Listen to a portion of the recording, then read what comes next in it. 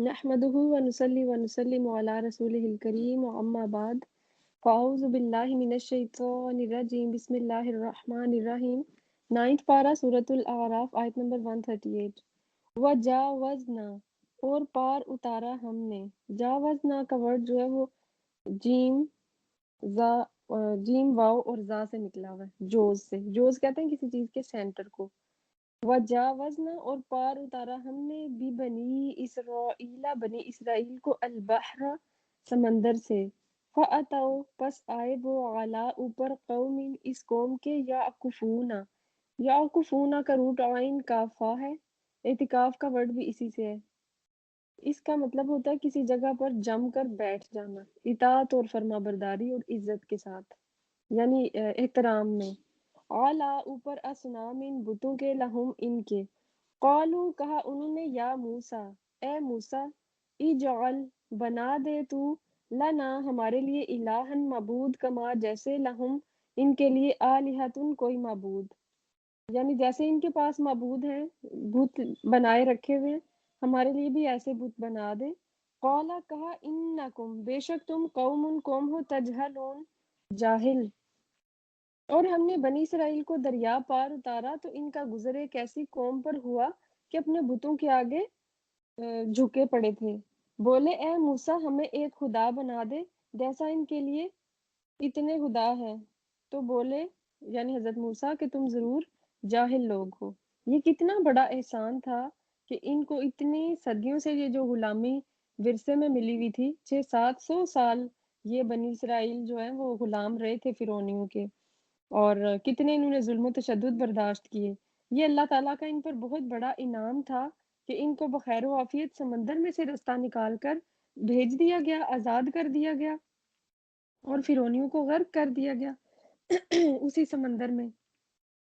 اب چاہیے تو یہ تھا کہ اس کا شکرانہ ادا کرتے کہ اتنی بڑی ہمیں آزادی کی نعمت ملی ہے اور کتنے زیادہ ظلم و تشدد سے ہماری جان چھوٹی لیکن بجائے فرما برداری اختیار کرنے کے اور شکر گزاری کے جب یہ لوگ جا رہے تھے صحرائے سینا کی طرف اور راستے میں ان کو ایک ایسی قوم نظر آئی کہ جنہوں نے بت بنا رکھے تھے کچھ لکڑی کے کچھ پتھر کے طرح طرح کے اور ان کو یہ بہت بھائی بات بہت اچھی لگی اور کہنے لگے حضرت موسیٰ سے کہ آپ بھی ہمارے لیے کچھ ایسے ہی الہ بنا دیں جیسے ان کے الہ بنے ہوئے ہیں یعنی ہم کسی کو دیکھ کر عبادت کریں اور آج دنیا میں جتنے بھی بت پرست ہیں وہ اسی چیز سے قیاس کرتے ہیں کہ ہم ان بتوں کی پوجا نہیں کرتے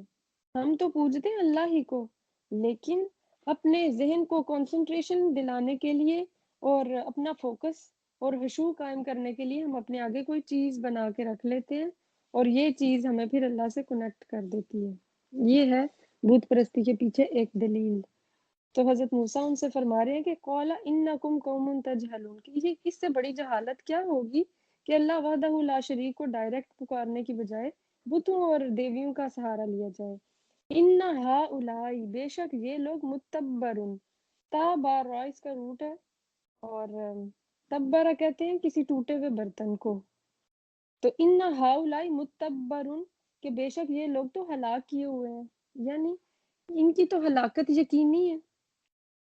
جو قوم شرک کر رہی ہے اس کا تو انجام بہت برا ہونے والا ہے ما ہم فیہ و باطل ما کانوا یعملون جس میں یہ لوگ ہیں اور جو کچھ یہ کر رہے ہیں بالکل باطل ہے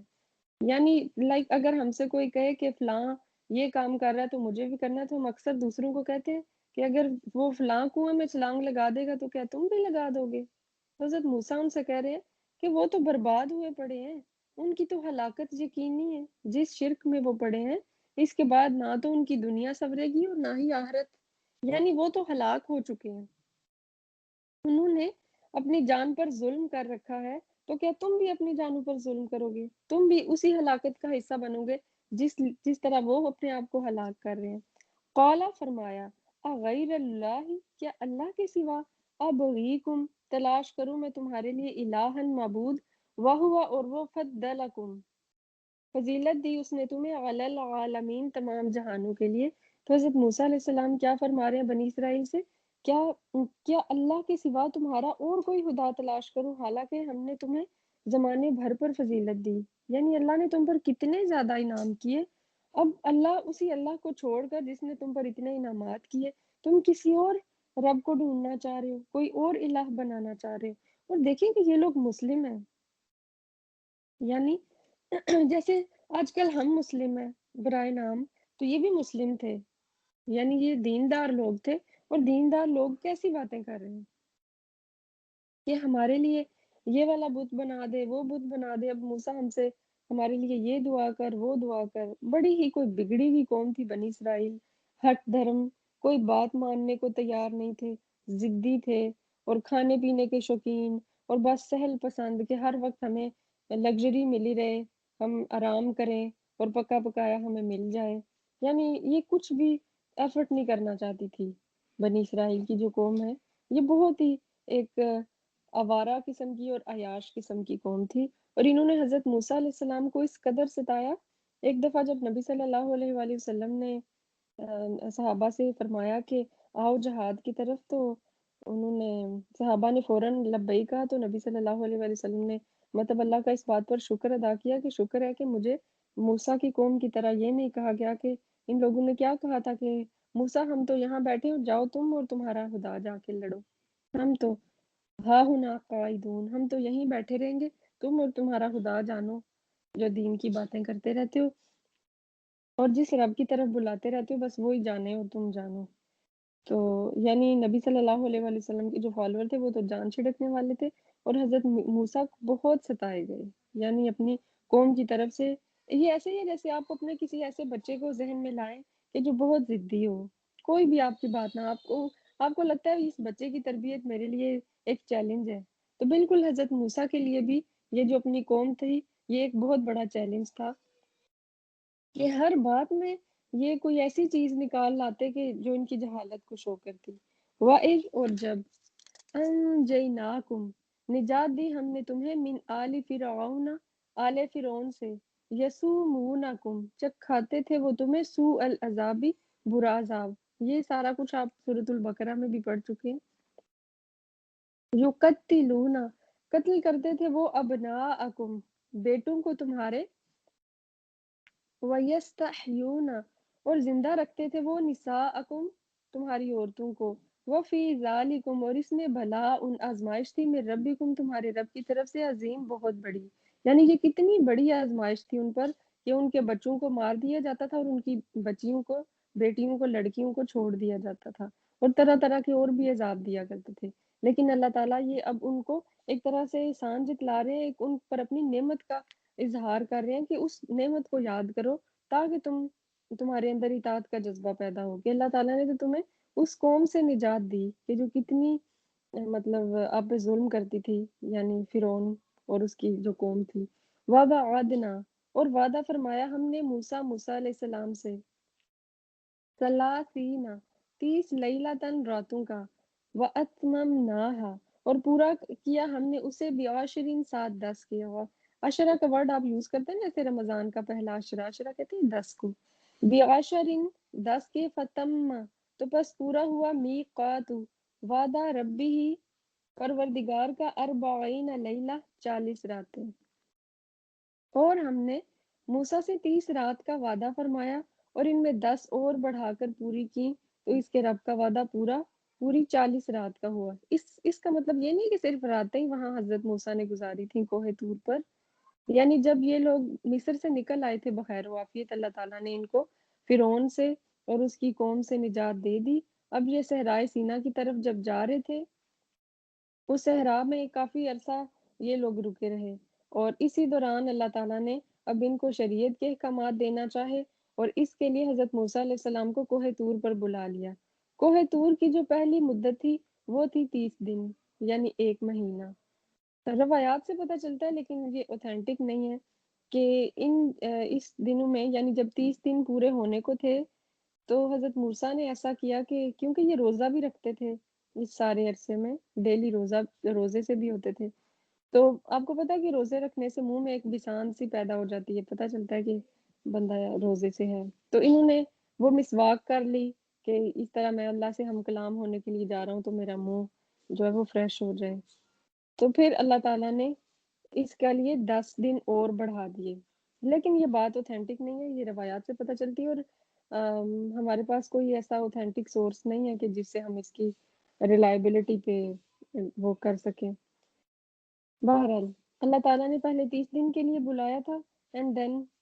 40 ڈیز پورے کر لیے۔ اسی چیز کو لے کر بہت ساری جماعتیں ہمارے ہاں ایک چلے کا نام یوز کرتی ہیں کہ 40 دن کسی ایسی جگہ پر گزارنا تربیت کے لیے یا تبلیغ کے لیے جانا، تو وہ اسی حضرت موسیٰ کا جو 40 دن کوہ طور پر رہنا ہے اسی سے قیاس کرتے ہیں۔ وقال اور کہا موسیٰ علیہ السلام نے لأخیہ اپنے بھائی سے، ہارون سے، اور جیسے ہم پہلے بھی پڑھ چکے ہیں کہ حضرت موسیٰ علیہ السلام نے اپنے بھائی ہارون کو اپنے ساتھ نبوت میں مددگار بنانے کے لیے اللہ تعالیٰ سے دعا فرمائی تھی، اور حضرت ہارون جو ہے یہ بڑے تھے حضرت موسیٰ سے 3 سال، اور لیکن یہ کہ نبوت اللہ تعالیٰ نے حضرت موسیٰ کو پہلے دی اور اس کے بعد حضرت ہارون کو، یعنی نبوت میں بھی حضرت ہارون جو ہے وہ بڑے ہونے کے باوجود، ایک نبی ہونے کے باوجود بھی اپنے چھوٹے بھائی کے ماتحت ہی تھے۔ اب دیکھ لیں کہ جب وہ تو جا رہے ہیں حضرت موسیٰ کوہ طور پر، اور اپنے چھوٹے بھائی کو اپنی یہ رسپانسبلٹی دے کر جا رہے ہیں۔ لِأَخِيهِ هَارُونَ اخْلُفْنِي فِي قَوْمِي، تو نائب بنا دیا اپنی قوم میں ہارون علیہ السلام کو، وَأَصْلِحْ اور کہا کہ اصلاح کرنا، وَلَا اور نہ تتبع پیروی کرنا، سبیل المفسدین اس رستے کی جو فساد کرنے والوں میں سے ہو، یعنی ایسے ہی کہ جیسے کوئی بندہ کہیں جا رہا ہوتا ہے تو تاکید کرتا ہے کہ میرے پیچھے یہ کرنا، تو حضرت موسیٰ جب جا رہے ہیں ان کو اپنی قوم کی اتنی فکر ہے، اور حضرت ہارون سے کیا کہہ رہے ہیں کہ میری قوم کی اصلاح کا یعنی بندوبست کرنا اور ایسے رستے کی طرف نہ چلنا کہ جو فساد کی طرف لے جائے۔ یہاں سے کتنی امپورٹنٹ باتیں پتہ چل رہی ہیں کہ جو ایک پریچر یا ایک ریفارمر ہوتا ہے وہ کبھی بھی ٹینشن فری نہیں ہوتا، اس کو ہمیشہ اپنے فالوورز کی فکر لگی رہتی ہے، چاہے وہ اللہ سے ہم کلام ہونے ہی کیوں نہ جا رہا ہو، یا کتنے ہی بڑے مقصد پہ حج پہ بھی کیوں نہ جا رہا ہو، جو کام وہ کرتا ہے یا جس کی رسپانسبلٹی اس نے اپنے سر پر اٹھائی ہوئی ہے وہ اس سے کبھی غافل نہیں ہو سکتا۔ اور دوسری بات یہاں سے یہ بھی پتہ چلتی ہے کہ یہ نہ دیکھو کہ کوئی آپ سے ایج میں بڑا ہے یا چھوٹا ہے، یہ دیکھو کہ اس کا علم کتنا زیادہ ہے۔ اب حضرت موسیٰ کہنے کو تو حضرت ہارون سے چھوٹے ہیں، لیکن حضرت موسیٰ کو حضرت ہارون چھوٹے ہو کر بڑے بھائی کو تاکید کر رہے ہیں، تو کسی کی بات ماننے کے لیے یہ ضروری نہیں ہے کہ وہ آپ سے عمر میں یا عہدے میں بڑا ہو۔ اکثر ایسا ہوتا ہے کہ آپ سے عمر میں چھوٹے لوگ آپ سے عقل میں آگے ہو سکتے ہیں، علم میں زیادہ پختہ ہو سکتے ہیں، ان کی جو میچورٹی ہے وہ آپ سے بھی زیادہ ہو سکتی ہے۔ تو میچورٹی ایج سے نہیں آتی، علم سے آتی ہے۔ تو کچھ لوگ چھوٹے ہونے کے باوجود اگر آپ کو کوئی ایسا مشورہ دیں تو اس کو بھی مان لینا چاہیے، شاید سے یہ ساری باتیں ہمیں پتہ چلتی ہیں۔ وَلَمَّا اور جب جاء آئے موسیٰ علیہ السلام لمیقاتی واسطے وعدے کے، لمیقاتنا وعدے کے ہمارے، وکلمہ اور کلام فرمایا اس سے ربہ اس کے رب نے، اور یہ دوسری دفعہ کا کلام تھا۔ اس سے پہلی دفعہ کا کلام آپ ہم پیچھے پڑھ چکے ہیں کہ جب حضرت موسیٰ اپنی بیوی کے ساتھ واپس آ رہے تھے اور ان کو ایک آگ نظر آئی اور انہوں نے اپنی زوجہ سے کہا کہ رکو میں ذرا آگ کا بندوبست کروں، تو جب وہاں گئے تو اس جو درخت سا تھا جیسے آگ سی اس میں سے نکل رہی تھی تو وہاں سے آواز آئی، وہ سارا مکالمہ ہم پڑھ چکے ہیں کہ اللہ تعالیٰ کی طرف سے آواز آئی اور وہ اللہ تعالیٰ نے فرمایا کہ میں تمہارا رب ہوں، یہ تمہارے ہاتھ میں کیا ہے، اس کو پھینک دو۔ اینی یہاں ان ساری ڈیٹیلز کی ضرورت نہیں ہے، بس یہ کہ یہ دوسری دفعہ کا کلام تھا جو اللہ تعالیٰ نے حضرت موسیٰ سے کیا۔ قالا عرض کی ربی اے میرے رب، ارینی دکھا تو مجھے، انظر دیکھوں میں، الیکا تیری طرف۔ اللہ تعالیٰ سے جب حضرت موسیٰ کلام کرتے تھے تو وہ روبرو نہیں ہوتا تھا، یعنی وہ ایسا ڈائریکٹ نہیں تھا کہ ایک دوسرے کو دونوں دیکھ رہے ہوتے تھے، بلکہ وہ ایک غیبی آواز کی سی کیفیت ہوتی تھی جو حضرت موسیٰ سنا کرتے تھے۔ تو اب جیسے آپ لوگ کہتے ہیں کہ ہم جس کی آواز سنتے رہیں تو ملنے کا دل کرتا ہے، تو حضرت موسیٰ کے دل میں بھی یہ خواہش پیدا ہوئی کہ میں اللہ تعالیٰ کو دیکھوں۔ قالا فرمایا، لن ترا ہرگز نہیں دیکھ سکے گا تو، لن ترانی نہیں تو دیکھ سکے گا مجھے، ولیکن ولیکن انظر، اور لیکن دیکھ تو الل جبلی، طرف پہاڑ کے، فَإِنِ اسْتَقَرَّ، پس اگر ٹھہرا رہا وہ مکانہ اپنی جگہ پہ، فَسَوْفَ، تو عنقریب ترانی، دیکھ سکے گا تو مجھے۔ یعنی اللہ تعالیٰ نے فرمایا حضرت موسیٰ سے، اللہ تعالیٰ نے انسان کو جو جسم دیا ہے اس کی ایک لمٹ ہے، ہر چیز کی۔ آپ آنکھوں کی دیکھ لیں، ایک حد کے بعد آپ کو نظر آنا بند ہو جائے گا، ایک اسپیسیفک مقدار میں آپ آواز سن سکتے ہیں، اگر وہ بہت زیادہ ہوگی، جیسے اسرافیل جب سور پھونکیں گے تو اس کی آواز اتنی تیز ہوگی کہ لوگوں کے دل پھٹ جائیں گے اور سب مر جائیں گے۔ اسی طرح ہم کام ایک لمٹ تک کر سکتے ہیں، ہماری آنکھوں کی بھی اللہ تعالیٰ نے ایک لمٹ رکھی ہوئی ہے۔ تو دنیا میں اللہ تعالیٰ نے ہمیں اتنی کیپیسٹی، اتنی پاور نہیں دی کہ ہم اللہ تعالیٰ کو دیکھ سکیں۔ ہاں، قیامت کے دن آخرت میں انشاءاللہ اللہ تعالیٰ اپنا دیدار اپنے پیارے بندوں کو ضرور کروائیں گے، اور جب اللہ تعالیٰ اپنا دیدار کروائیں گے تو جنتیوں کو سب نعمتیں گھٹیا لگنے لگیں گی، یعنی اس کی اللہ تعالیٰ کے دیدار کی جو لذت ہوگی وہ پہلی تمام لذتوں کو ختم کر دے گی۔ لیکن دنیا میں ایسا پاسبل نہیں ہے، دنیا میں جو اللہ تعالیٰ نے ہماری آنکھ بنائی ہوئی ہے وہ ڈیزائن ہی نہیں کی گئی کہ اللہ تعالیٰ کے نور کو وہ سہ سکے۔ اس لیے اللہ تعالیٰ فرما رہے ہیں حضرت موسیٰ سے کہ لن ترونی، آپ ہرگز نہیں دیکھ سکیں گے مجھے، ولیکن انظر الی الجبل، ہاں ایک انڈائریکٹ وے میں دیکھ لو کہ وہ جو سامنے پہاڑ ہے اس پر دیکھو، اگر وہ ٹکا رہا اپنی جگہ پر ہی تو عنقریب دیکھ سکے گا تو مجھے۔ فلما، پس جب تجلی، تجلی کی رب، اس کے رب نے، للجبل، پہاڑ پر، جعلہ، کر دیا اسے دکا، ریزہ ریزہ۔ تو حضرت موسیٰ تو ڈائریکٹ کیا دیکھتے، جس پر تجلی پڑی جس پہاڑ پر وہ بھی ٹوٹ کے ریزہ ریزہ ہو گیا، اور آپ دیکھیں گے پہاڑ کتنی اسٹرانگ چیز ہوتی ہے، یعنی وہ پہاڑ یوں ہو گیا کہ جیسے ریت۔ وخرا، اور گر گئے موسیٰ، موسیٰ علیہ السلام، صاعقہ، بے ہوش ہو کر۔ اسی کے بارے میں حدیث میں بھی آتا ہے نا کہ قیامت والے دن سب لوگ بے ہوش ہوں گے، نبی صلی اللہ علیہ وسلم نے فرمایا کہ قیامت والے دن سب لوگ بے ہوش ہوں گے، اور میدان حشر میں اس وقت، یعنی جب سب موجود ہوں گے، جب اللہ تعالیٰ فیصلے کے لیے نزول فرمائے گا، اور جب واپس ہوش میں آئیں گے تو میں ہوش آنے والوں میں سب سے پہلا شخص ہوں گا، یعنی نبی صلی اللہ علیہ وآلہ وسلم کو سب سے پہلے ہوش آئے گا، اور میں دیکھوں گا کہ موسیٰ علیہ السلام عرش کا پایا تھامے کھڑے ہیں، مجھے نہیں معلوم کہ وہ مجھ سے پہلے ہوش میں آئے یا انہیں کوہ طور کی بے ہوشی کے بدلے میں میدان محشر کی بے ہوشی سے ہی مستثنی رکھا گیا، یعنی کیونکہ اللہ تعالیٰ کا جو دیدار تھا اس کو دیکھ کر یا اس کی تجلی دیکھ کر حضرت موسیٰ دنیا ہی میں بے ہوش ہو گئے، تو جب آخرت میں تجلی اللہ تعالیٰ کی آئے دیکھنے کو ملے گی، اللہ کا دیدار نصیب ہوگا، تو شاید حضرت موسیٰ تب بے ہوش نہ ہوں۔ فلما، پس جب افاق، بے ہوش ہوش آیا آپ کو، قالا، بولے، سبحانک، پاک ہے تو، توبہ کی میں نے، الیکا، تیری طرف، وانا، اور میں، اول المؤمنین، سب سے پہلا ہوں مسلمان۔ اور جب وہ ہوش میں آئے تو بولے کہ سبحانک، تیری ذات پاک ہے، تبت الیکا، میں تیری ہی طرف رجوع کرتا ہوں، یعنی میں معافی مانگتا ہوں، میں تیری طرف رجوع کرتا ہوں، میں اپنی ندامت کے ساتھ تیری تسبیح بیان کرتا ہوں، یعنی یہ مجھ سے غلطی ہو گئی کہ میں نے اس چیز کی ڈیمانڈ کی کہ جو مجھے نہیں کرنی چاہیے تھی، وَأَنَا أَوَّلُ الْمُؤْمِنِينَ، اور میں مسلمانوں میں سب سے پہلا ہوں۔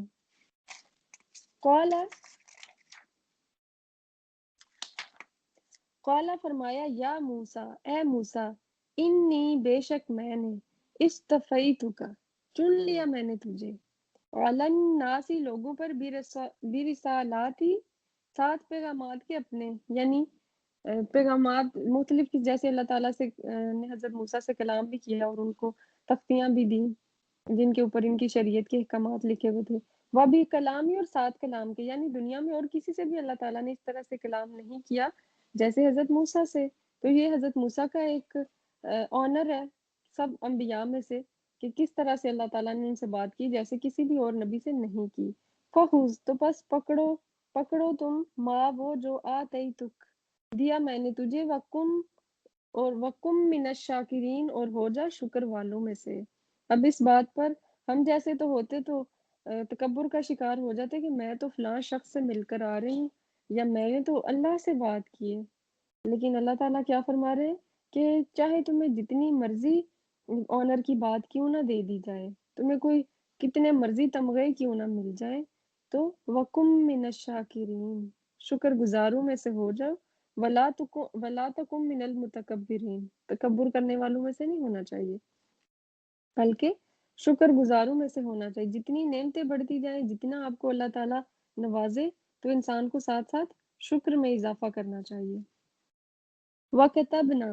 اور لکھ دی ہم نے، لہو اس کے لیے، فی الالواح تختیوں میں، من کلی ہر شیء ان چیز، موعظۃ نصیحت، و تفصیلاً اور تفصیل، یعنی جو تختیاں اللہ تعالیٰ نے حضرت موسیٰ علیہ السلام کو کوہ طور پر عطا کی تھی، وہ ایسے تھیں کہ جیسے کسی روایت سے پتہ چلتا ہے کہ وہ پتھر کی تھیں، اور کہیں سے پتہ چلتا ہے کہ وہ لکڑی کی تھیں، اور ان کے اوپر رائٹنگ ایسی ہوئی ہوئی تھی جیسے کارونگ کی جاتی ہے، یعنی کسی لوہے کی چیز سے اندر اندر کچھ چیزیں کو نندا کر دی جاتی ہیں، ایسے لکھ دیا جاتا ہے۔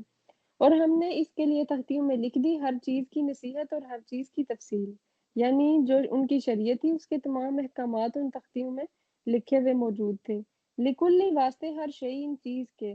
فَخُذْهَا پس پکڑ تو اسے، بقوتٍ قوت کے،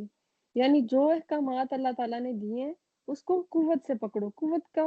سے پکڑنے کا مطلب یہ نہیں ہے کہ ان تختیوں کو مضبوط ہاتھوں سے مٹھیوں میں دبا لو، بلکہ مطلب یہ ہے کہ ان پر عمل کرنا ہے، ان کو ایسا تھامنا ہے کہ پوری زندگی انہی اصولوں پر گزارنی ہے۔ وَأْمُرْ اور حکم کرو تم، قومک اپنی قوم کو، یأخذوا پکڑیں وہ، بِأَحْسَنِہَا اس کی اچھی باتوں کو۔ نہ صرف خود پکڑنا ہے ان تختیوں پر لکھے ہوئے شریعت کے احکامات کو، بلکہ اپنی قوم سے بھی کہنا ہے کہ یأخذوا بِأَحْسَنِہَا وہ بھی پکڑ لیں اس کی اچھی چیزوں کو۔ تو کیا باقی چیزیں اس میں بری ہیں کہ صرف اچھی اچھی چیزوں کو لینا ہے؟ احسن کا ورڈ جو ہے وہ حاسین نون سے نکلا ہوا ہے، حسن کہتے ہیں اچھی چیز کو، یعنی ایکسیلنس کے لیول پر۔ جو چیز بھی ان میں لکھی ہوئی ہے اس کو بس رخصت کے طور پر نہ لو، بلکہ اس کو ایکسیلنس کے لیول پہ کرو۔ یأخذوا بِأَحْسَنِہَا کا یہ مطلب ہے اس کو اچھے سے ادا کرو۔ فار ایگزامپل ہمیں حکم دیا گیا قرآن میں کہ اگر تم روزے رکھو، اور اگر روزے نہیں رکھ سکتے تو پھر تم فدیہ ادا کرو۔ اب کسی کو ذرا سا کچھ ہو تو لوگ کوشش کرتے ہیں کہ کہیں فدیہ ہی دے کے جان چھڑا لی جائے، روزے ہی نہ رکھنے پڑ جائیں۔ تو احسن چیز کیا ہوگی کہ انسان روزے رکھے۔ اسی طرح قرآن میں ہے کہ اگر تمہارے ساتھ زیادتی ہوئی ہے تو تم بدلہ لے سکتے ہو، لیکن اگر معاف کر دو تو وہ احسن ہے، وہ زیادہ اچھی بات ہے۔ تو کچھ لوگ کیا کہتے ہیں اسلام میں تو اجازت ہے، ہم تو ضرور انتقام لیں گے، ہم تو بدلہ ضرور لیں گے۔ ہاں ٹھیک ہے، اجازت ہے، لیکن بِأَحْسَنِہَا کیا ہے؟ کیا وہ اس کو معاف کر دیں؟ تو اس سے کیا مراد ہے کہ اس کی جتنی بیسٹ لیول پر کسی چیز کو لیا جا سکتا ہے اس کو لو، رخصتوں کوئی فائدہ نہ بنا لو اپنے لیے رخصت کی چیز ہی۔ جیسے کچھ لوگ کہتے ہیں کہ نوافل کی کوئی بات نہیں ہے، نوافل کو چھوڑ دیں، ٹھیک ہے چھوڑ دیے نوافل، پھر کیا ہوگا؟ اب ان کو عادت ہی نہیں رہی زیادہ نماز پڑھنے کی، آہستہ آہستہ اب وہ سنتوں کو بھی چھوڑ دیں گے، سنتیں بھی چھوٹ گئیں، اب فرض اتنے تھوڑے سے رہ گئے کہ بس 2 منٹ اللہ کے حضور جھکے اور فرض ادا اینڈ دین فارغ۔ پھر ایک وقت آتا ہے کہ انسان کہتا ہے یہ فرض 4 فرض بھی کیا پڑھنے ہیں، خیر ہے اللہ تعالیٰ غفور الرحیم ہے۔ اس طرح انسان دین میں رخصتوں سے فائدہ اٹھاتے اٹھاتے اپنا بالکل ہی وہ ہاتھ دھو بیٹھتا ہے اجر سے۔ تو نبی صلی اللہ علیہ وآلہ وسلم نے کیا فرمایا کہ دنیا کے معاملے میں خود سے نیچے والے کو دیکھو۔ اگر آپ کار میں جا رہے ہیں تو دیکھو کوئی سائیکل پہ بھی چل رہا ہے، سائیکل والا دیکھے کوئی پیدل بھی چل رہا ہے، پیدل والا دیکھے کہ الحمدللہ اللہ نے مجھے پاؤں دیے میں چل تو رہا ہوں، وہ کوئی ویل چیئر پہ بھی بیٹھا ہوا ہے۔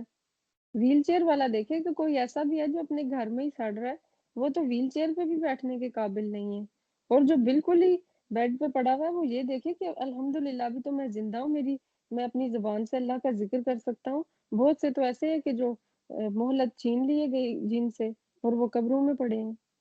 تو یہ اگر انسان دنیا کے معاملے میں خود سے نیچے والے کو دیکھنے لگ جائے تو شکر گزار بن جائے۔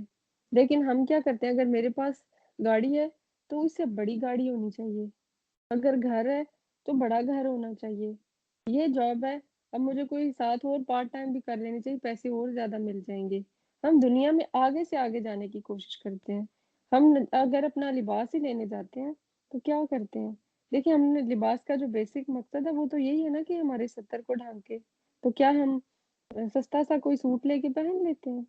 نہیں، کبھی بھی نہیں۔ پورا بازار ہم شاید پورا دن گھومیں اور ایک سوٹ ہم لیں، اور پھر اس کے بھی ہم وہ ڈوریاں اور فیتے اور بٹن اور ایسے اور ویسے کرتے آدھی زندگی ہم ادھر ہی لگا دیتے ہیں۔ تو دنیا کے معاملے میں ہم کمپرومائز نہیں کرتے، لیکن دین کے معاملے میں ہم کہتے ہیں کوئی بات نہیں، ابھی مارکیٹ آئے ہوئے ہیں، نماز قضا کر لو، جا کے جمع کر لیں گے، ڈزنٹ میٹر، کوئی مسئلہ نہیں ہے، دین ہے، خیر ہے۔ تو اللہ تعالیٰ کیا فرما رہے ہیں کہ خود بھی ان چیزوں کو اچھے سے پکڑو، یا خذوا باحسنھا، اور اس کو اچھے لیول پہ کرنا ہے، ایکسیلنس کے لیول پہ کرنا ہے۔ سَأُورِيكُمْ دَارَ الْفَاسِقِينَ، تو ان قریب دکھاؤں گا میں تجھے گھر بدکاروں کا۔ فاسق کہتے ہیں حد سے بڑھ جانے والوں کا، یعنی ایسے لوگوں کی طرح نہیں ہو جانا کہ جو حدوں کو توڑ بیٹھے ہیں۔ دیکھیں وہ حدیث میں آتا ہے نا کہ جو ممنوع چراگاہ کے قریب قریب ہوتا ہے تو ان قریب ایسا ہے کہ وہ ممنوع چراگاہ ہی میں داخل ہو جائے گا، ٹھیک ہے؟ یعنی جو ایک بڑی سی ایک ہلکی سی لائن ہوتی ہے گناہ اور مشتبہ چیز کے بیچ میں، تو جو مشتبہ چیزیں ہوتی ہیں، جو شک والی چیزیں ہوں، ان کو چھوڑ دینا چاہیے۔ اس دیکھیں جو قرآن میں بھی آیات ہے، ہم نے پڑھا ہے کہ وہ دو قسم کی ہے، محکمات ہے اور ایک ہے کہ